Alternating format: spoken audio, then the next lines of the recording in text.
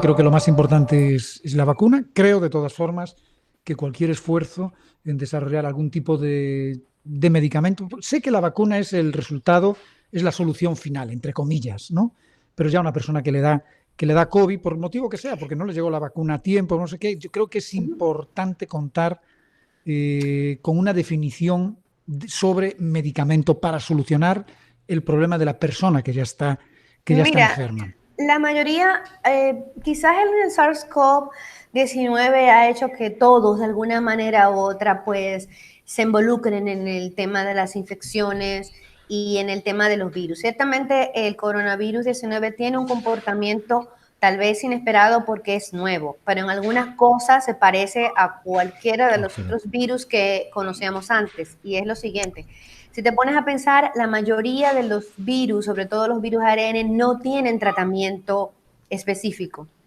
Y por ejemplo, tú dices, bueno, ¿cómo que tenemos un año con el coronavirus y no sabemos todavía si la ivermectina sirve? La influenza la conocemos desde hace muchísimos años y todos los días se trata de sintetizar algún fármaco que pueda ser efectivo contra la influenza, porque ya es el Tamiflu conocido, ya tal vez no es tan efectivo, ahora se está desarrollando otro y otro. Los virus tienen una capacidad muy grande, los microorganismos, los virus lo hacen, pero también lo hacen las bacterias, una capacidad mayor que nosotros de cambiar su estructura para resistir con lo que le atacas. Que Y es eso lo lo que le estamos llaman viendo la con el mismo, mutación. con el mismo Las COVID, con estas mutaciones y últimas cambios mutaciones de británica que, y por ejemplo, tienes el antiviral o el antibiótico funciona en un punto de ese virus o esa bacteria y la bacteria dice, no, no, pero espérate, vamos a cambiar, por aquí el que le entra, vamos a cerrarle esta puerta. Entonces ya no te sirve.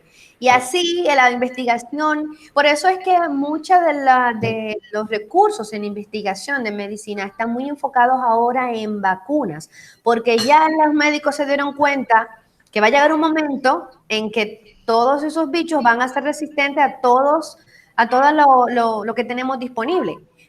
Bueno señalar que muchas veces hay muchas de esas infecciones que nuestro cuerpo puede controlar, pero siempre tiene que haber alternativa para aquel cuyo sistema no puede hacerlo solo. Estoy de acuerdo contigo, entiendo tu preocupación, pero la verdad créeme que se hace el esfuerzo de tener disponibles medicamentos efectivos, pero sobre todo que sean seguros, porque también ese es el tema más álgico. Sara, háblame y háblale a la gente un poquito de estas personas que son contagiadas, padecen COVID, se sanan con más o menos complicaciones y que se hacen una prueba PCR y les sale que tiene anticuerpos.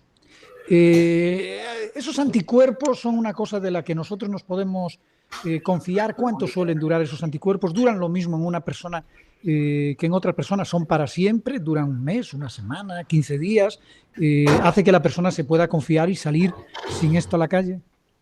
Aprovecho la pregunta espectacular, incluso para hablar también un poquito de las opciones de vacuna. Vamos a hacer una pausa y regresamos con mucho más en nuestro magazine de este martes, el 12 de enero de 2021. Hablamos con la doctora Carmen Sara Mota, ex presidenta y actual asesora de la Sociedad Dominicana de Infectología. Una pausa y regresamos con mucho más. Enseguida volvemos. Ay, los anticuerpos. Eso sí es un tema. Sara, nos queda como un año más en esto, ¿verdad? Sí, claro. Más o menos. O sea, ¿Usted no ve la posibilidad de regresar a clases, por ejemplo, presencial, este año? yo la veo, si por ejemplo la vacuna llegara y se puede alcanzar una buena cobertura, se podría plantear la situación de volver a clase presencial. Pero incluso cuando la epidemia estaba en su buena, yo decía, es que, Porque no mira, está en su buena. bueno, cuando, digamos, Cuando arrancamos, que teníamos miedo. La primera, La no. primera. Por ejemplo, cuando era mucho más caótico, porque ojo, sí, ahora hay muchos casos, pero por ejemplo, a medida que han aumentado los casos, se infectan como que más gente que puede manejarla. Hay mucha gente que la maneja en su casa. Antes todo el mundo iba a las emergencias. Sí. O sea, había gente que moría en emergencias sin poder llegar a un intensivo. Era una cosa horrible. Ahora no es que está lindo, pero digamos que es un poquito menos, o sea, hay más casos, pero también hay personas, o sea, no todo el mundo, o sea, la tasa de gravedad es menos. Y eso lo estamos viendo también a nivel internacional incluso. Entonces, hay algo que la gente y que los gobiernos deben entender y aplicar. La transmisión, los casos no son iguales en todos los sitios. Por ejemplo, si notas aquí... Permiso, ya vamos al aire, prevenidos. Sí, porque esta era una conversación off the record. El off the record siempre es mejor. Sí, yo siempre lo digo. Yo no sé cuál es el misterio.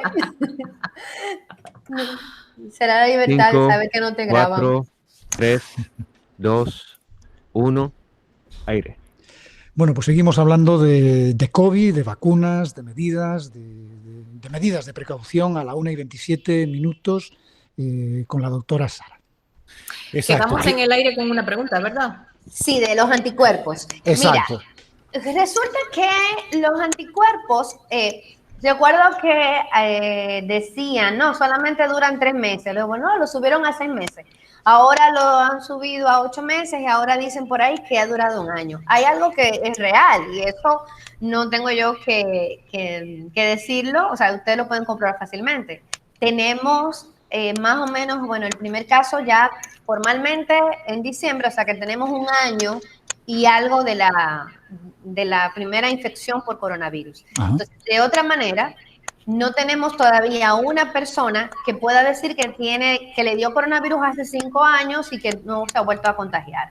Dicho de otra manera, no hay una forma, o sea, se estima que estos anticuerpos son protectores y que son son efectivos para evitar la infección. O sea, ¿por qué cuánto tiempo? Eso es lo que todavía no se puede decir. O sea, si van a ser protectores a mucho más de 2 años, 3 años, los que te confiere la enfermedad como tal.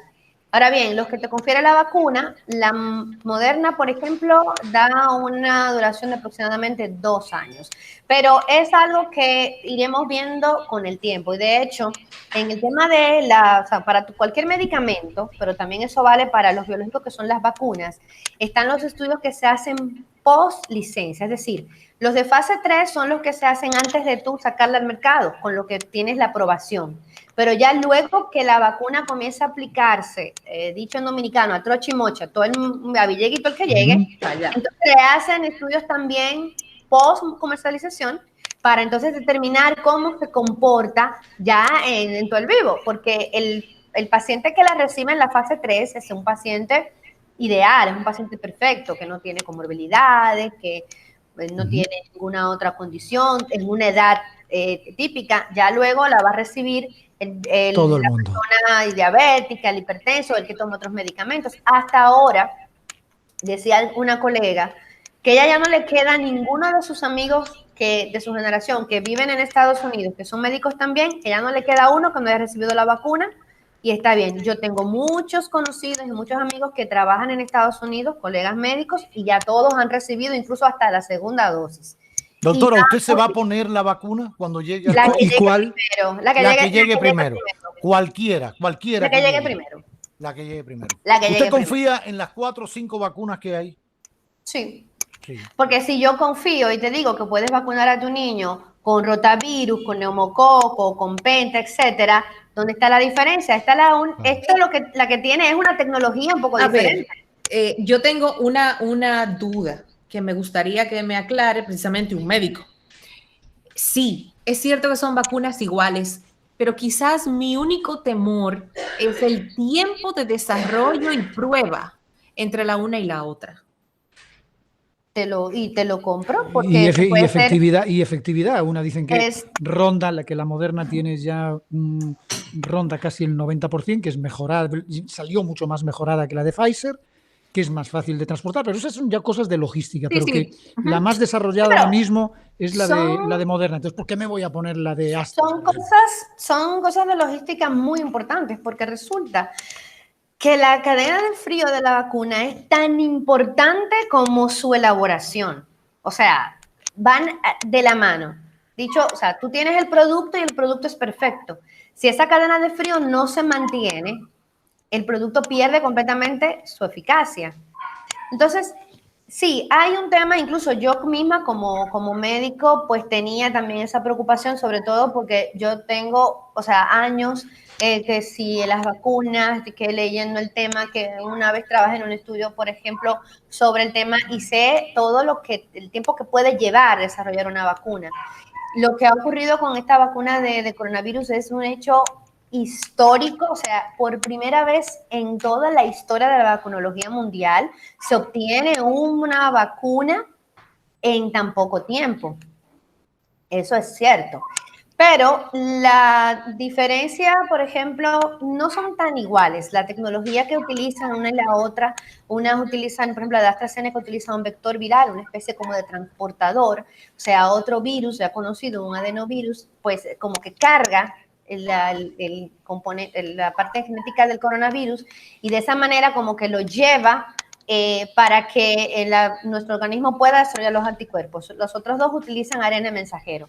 Pero de manera general, aunque la efectividad de las tres tiene una diferencia de aproximadamente un 10%, es bueno señalar que no hay esa vacuna, no de coronavirus, no. Ninguna de las vacunas, las que yo mencioné hace unos segundos que han recibido, que hemos recibido nosotros, que recibimos cuando éramos niños, más la vacuna que ustedes le ponen a sus hijos, ninguna de esas vacunas es efectiva ni siquiera en un 100%. Las mejores llegan al 90%. Lo que pasa es que cuando tú tengas toda una población vacunada, digamos, por ejemplo, nosotros somos 4 en este escenario, si hay 3 vacunados, el que no está vacunado queda protegido indirectamente. Entonces ahí la efectividad de una vacuna que tal vez no sea de un 70%, si tú vacunas a todos tus susceptibles, pues al ampliar la cobertura, pues el beneficio se acerca a un 100%, porque estamos hablando del beneficio en salud pública. Claro. Doctora, a propósito de ese tema, dos preguntas. Una, ¿qué pasa?